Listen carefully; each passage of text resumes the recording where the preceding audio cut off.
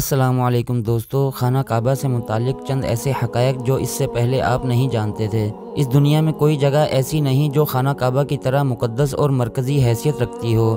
یہ مقام سعودی عرب میں وادی حجاز میں واقع ہے۔ روزانہ ہزاروں افراد 24 گھنٹے خانہ کعبہ کا طواف کرتے ہیں۔ خانہ کعبہ کی مقدس تصاویر لاکھوں گھروں کی زینت ہیں اور کروڑوں مسلمان اس مقام کو اپنا قبلہ تسلیم کرتے ہوئے اس کی جانب رخ کر کے 5 وقت کی نماز ادا کرتے ہیں۔ خانہ کعبہ مکعب کی شکل میں تعمیر ہونے کے ساتھ ساتھ تاریخ کے آئینہ میں ایک انتہائی خاص مقام کا حامل بھی ہے۔ یہاں ہم خانہ کعبہ کے متعلق چند ایسے حقائق پیش کریں گے جن سے بہت کم لوگ واقف ہیں۔ خانہ کعبہ جس طرح آج ہمیں نظر آتا ہے یہ ویسا نہیں ہے جو حضرت ابراہیم علیہ السلام اور حضرت اسماعیل علیہ السلام کے دور میں تعمیر ہوا تھا۔ وقت کے ساتھ پیش آنے والی قدرتی آفات اور حادثات کی وجہ سے اس کو دوبارہ تعمیر کرنے کی ضرورت پڑتی رہی ہے۔ بے شک ہم سب جانتے ہیں کہ خانہ کعبہ کی دوبارہ تعمیر کا ایک بڑا حصہ نبی کریم صلی اللہ علیہ وسلم کی زندگی میں نبوت ملنے سے پہلے مکمل ہو چکا تھا۔ یہ وہ وقت تھا جب نبی کریم صلی اللہ علیہ وسلم نے ایک بڑی خون ریزی کو اپنی دور اندیشی سے روکا تھا۔ ایک بڑے کپڑے میں حجر اسود کو رکھ کر ہر قبیلے کے سردار سے اٹھوایا تھا۔ اس کے بعد آنے والے وقت میں کئی مرتبہ خانہ کعبہ کی تعمیر ہوئی۔ آخر میں خانہ کعبہ کی تفصیل سے آرائش سن 1996 میں ہوئی تھی، جس کے نتیجے میں بہت سارے پتھروں کو ہٹا دیا گیا تھا اور بنیاد کو مضبوط کر کے نئی چھت ڈالی گئی۔ یہ اب تک کی آخری بڑی تعمیر ہے اور اب خانہ کعبہ کی عمارت کو پہلے سے کہیں زیادہ مضبوط تصور کیا جاتا ہے۔ دوبارہ تعمیر کیے جانے سے قبل خانہ کعبہ کا ایک دروازہ اندر داخل ہونے کے لیے اور ایک باہر جانے کے لیے استعمال ہوتا تھا۔ ایک زمانہ تک خانہ کعبہ میں ایک کھڑکی ہوا کرتی تھی۔ خانہ کعبہ کی جو شکل آج موجود ہے اس میں صرف دروازہ ہے، کھڑکی نہیں ہے۔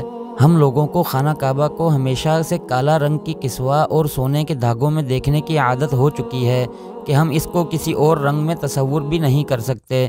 یہ روایت عباسد جن کے گھر کا رنگ کالا تھا کے دور سے چلی آ رہی ہے، اور لیکن اس سے قبل خانہ کعبہ مختلف رنگ کے غلاف سے ڈھکا رہتا تھا۔ ان رنگوں میں ہرا، لال اور سفید رنگ شامل ہیں۔ فتح مکہ کے وقت نبی کریم صلی اللہ علیہ وسلم کو خانہ کعبہ کی چابیاں دی گئی تھیں، لیکن بجائے اس کے کہ آپ صلی اللہ علیہ وسلم یہ چابیاں اپنے پاس رکھتے، آپ صلی اللہ علیہ وسلم نے یہ چابیاں بنی شائبہ خاندان کے عثمان بن طلحہ کو واپس کر دیں۔ اس وقت سے آج تک وہ ان چابیوں کی روایتی رکھوالے ہیں اور نبی کریم صلی اللہ علیہ وسلم کے نادر الفاظ کی روشنی میں یہ چابیاں ہمیشہ ان کے پاس ہی محفوظ رہیں گی۔ اے بنی طلحہ، یہ چابیاں روز قیامت تک تیری تحویل میں رہیں گی، سوائے اس کے کہ زور زبردستی تجھ سے غیر اخلاقی طریقے سے چھین لی جائیں۔ پہلے خانہ کعبہ ہفتہ میں 2 مرتبہ عوام کے لیے کھلا ہوتا تھا اور کوئی بھی خانہ کعبہ کے اندر داخل ہو کر عبادت کر سکتا تھا، لیکن موجودہ زمانے میں زائرین کی تعداد زیادہ ہونے اور دوسری وجوہات کی بنا پر خانہ کعبہ کو اب سال میں صرف 2 مرتبہ کھولا جاتا ہے اور اس میں صرف اعلیٰ شخصیات اور خاص مہمان ہی داخل ہو سکتے ہیں۔ خانہ کعبہ کے وادی کے نچلے حصے میں ہونے کی وجہ سے دیگر مسائل میں سے ایک مسئلہ یہ تھا کہ جب بارش ہوا کرتی تھی تو وادی میں سیلاب آ جاتا تھا۔ یہ مکہ جیسے شہر کے لیے کوئی انوکھی بات نہیں تھی، لیکن یہ بات دوسرے مسائل کی وجہ بنتی تھی۔ اس وقت یہاں سیلاب کی روک تھام اور نکاسی آب کا نظام موجود نہیں تھا۔ بارش کے آخری دنوں میں خانہ کعبہ پانی میں آدھا ڈوبا رہتا تھا۔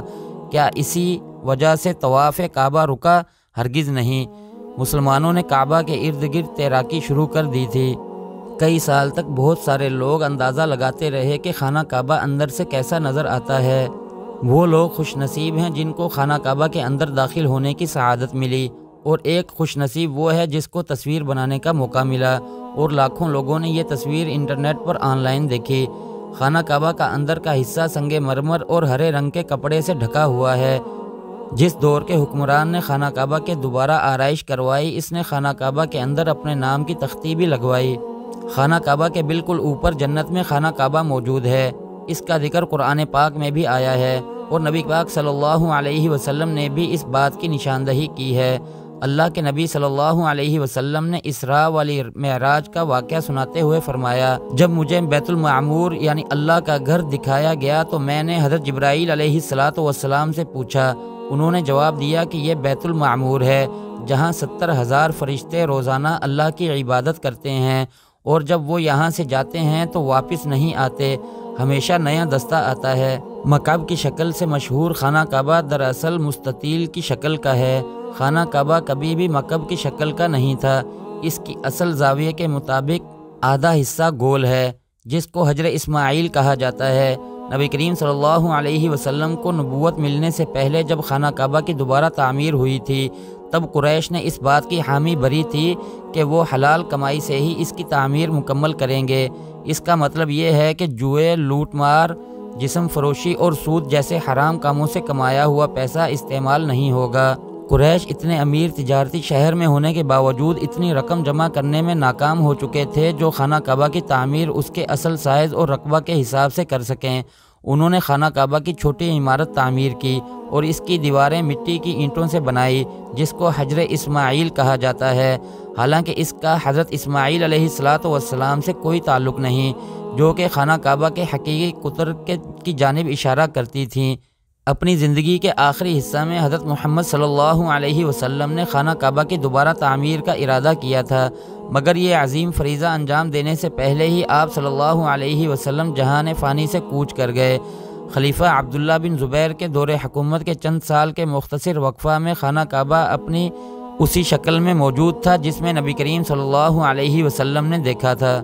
دوستو، ویڈیو پسند آنے کی صورت میں لائک اور چینل کو سبسکرائب کر دیں۔